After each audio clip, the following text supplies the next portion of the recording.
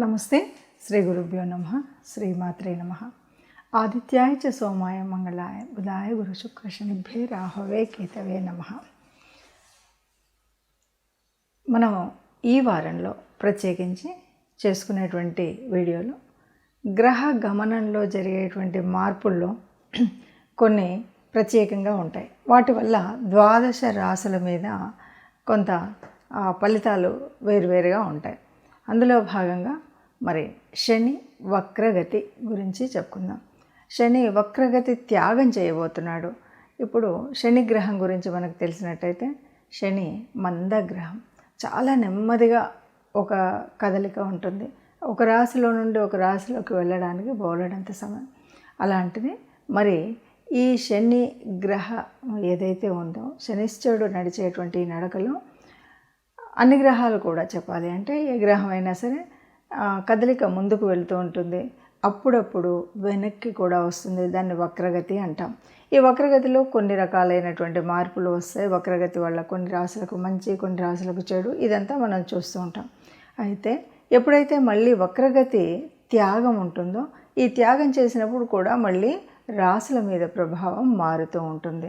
ఆ వక్రగతి వదిలిన తర్వాత శనిశ్చరుడు యొక్క దృష్టులు ఎక్కడ పడుతున్నాయి అంటే 3, 7, 10 ఆ స్థానాల మీద పడేటువంటి దృష్టిల వల్ల వచ్చేటువంటి మార్పులు, అలాగే మరి శనిశ్చరుడు అంటే తనకు మిత్రరాశి వల్ల ఎలా ఉంటుంది, తాను ఉచ్చలో ఉంటే ఎలా ఉంటుంది, ఇలాంటివన్నీ కూడా మనకు కనిపిస్తాయి. కాబట్టి ఒక గ్రహం వక్రత్యాగం చేసినప్పుడు వచ్చేటువంటి ఫలితాలు ఎలా ఉంటాయి, వాటి వల్ల అంటే ఈ ఫలితాలు మనకి మంచి జరగడానికి ఎంతవరకు, లేదా ఏదైనా మనం దానికోసం పరిహారాలు తీసుకోవాల్సి వస్తుందా, ఇలాంటి విషయాలను తెలుసుకోవడం కోసం ఈ వీడియో.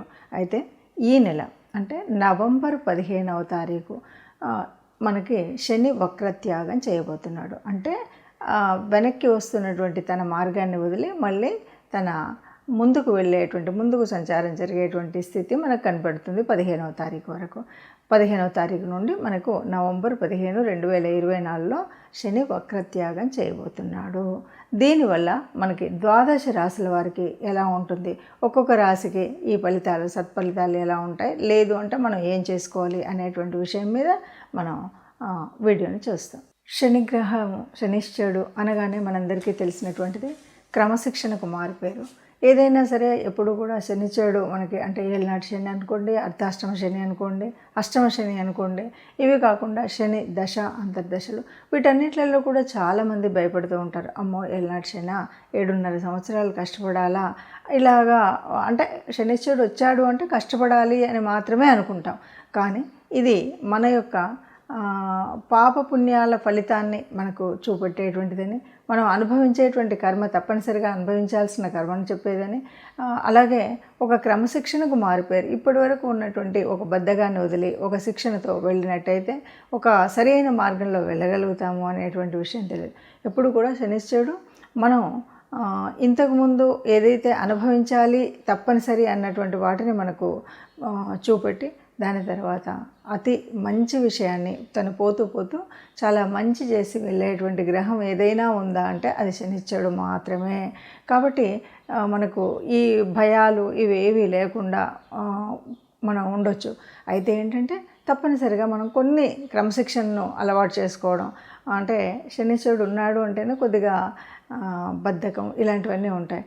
కానీ ఆయన ఇష్టపడేది ఏంటంటే మనం బద్ధకాన్ని వదలడం, సమయానికి లేవడం, మనం చేయాలనుకున్న పని వెంటనే చేయడం, ఇలాంటివన్నీ చేసినట్టయితే ఎట్లాంటి నష్టం కాకుండా తాను చాలా వరకు మంచిని ఇచ్చేటువంటి గ్రహం ఏదైనా ఉందంటే శనిశ్చరుడే. అయినప్పటికీ మనకు చేతనవ్వలేదు, మనం చేయలేదు, ఇవన్నీ వదిలేసాం, మరి ఇప్పుడు ఎట్లాగా అంటే తప్పనిసరిగా కొన్ని పరిహారాలు అయితే మనం చేసుకోవాలి. మనం చివరిలో ఆ పరిహారాలు ఏంటో చూద్దాం. తదుపరి రాశి తులారాశి. తులారాశి వారికి మరి ఈ గ్రహస్థితి వల్ల నవంబర్ 15 నుండి శని గ్రహం వక్రత్యాగం వల్ల మరి ఎలాంటి ఫలితాలు ఉంటాయి అంటే, అసలు శనికి తులారాశి అంటే చక్కగా ఉచ్చస్థానం, చక్కగా అక్కడ ఏ రకమైనటువంటి ఇబ్బందులు లేకుండా కంఫర్ట్గా ఉండగలుగుతుంది శనిగ్రహం. అలాంటి శనిగ్రహానికి మరి శనిగ్రహం వక్రత్యాగం చేసింది అంటే తులారాశి వారికి చాలా శుభం జరుగుతుంది అని చెప్పచ్చు. ఇక ద్వితీయంలో శని యొక్క దృష్టి ఉంది. ద్వితీయంలో శని దృష్టి ఉంది అంటే ద్వితీయం వాక్స్థానం, ద్వితీయం ధనస్థానం, ద్వితీయం కుటుంబ స్థానం. ఈ మూడింటి మీద మనకు ఈ మూడు ఉంటే చాలు. నిజానికి అంటే కుటుంబంలో హాయిగా ఆనందంగా ఉంటే చాలు, ధనం కావలసినటువంటి ఆర్థిక వ్యవస్థ ఉంటే చాలు. మరి అప్పుడు కుటుంబ స్థానం చక్కగా ఉన్నట్టే కదా. మనం అలాగే ఈ రెండు బాగుండడంతో పాటు మనకు మిత్రులైనా శత్రువులైనా ఎవరు ఎట్లా ఏర్పడతారంటే మనం మాట్లాడేటువంటి మాట ద్వారా. మరి వాక్స్థానం బాగుంది అన్నప్పుడు చక్కగా మాట్లాడగలుగుతాం, ఎవరినైనా మెప్పించగలుగుతాం, ఒప్పించగలుగుతాం. అలా మెప్పించి ఒప్పించగలిగేటువంటి శక్తి ఉంది అంటే మనకి ఏ రకమైనటువంటి ఇబ్బంది రాకుండా ఉంటుంది. అలా మనకి చక్కగా ఏ కష్టం రాకుండా హాయిగా సుఖంగా ఆనందంగా ఉండడం అనేటువంటిది జరుగుతుంది. అలాగే ఇంకా సప్తమం మీద దృష్టి కూడా ఉంది. సప్తమం అంటే భార్యాభర్తల మధ్య కానీ వ్యాపార సంబంధాల్లో కానీ మరి అలాంటప్పుడు అక్కడ కూడా ఇబ్బంది జరగకుండా ఉంటుంది. కాబట్టి ఏ రకమైనటువంటి ఇబ్బందులు లేకుండా హాయిగా ఆనందంగా సాగేటువంటి స్థితి ఈ రాశి వారికి ఉంది.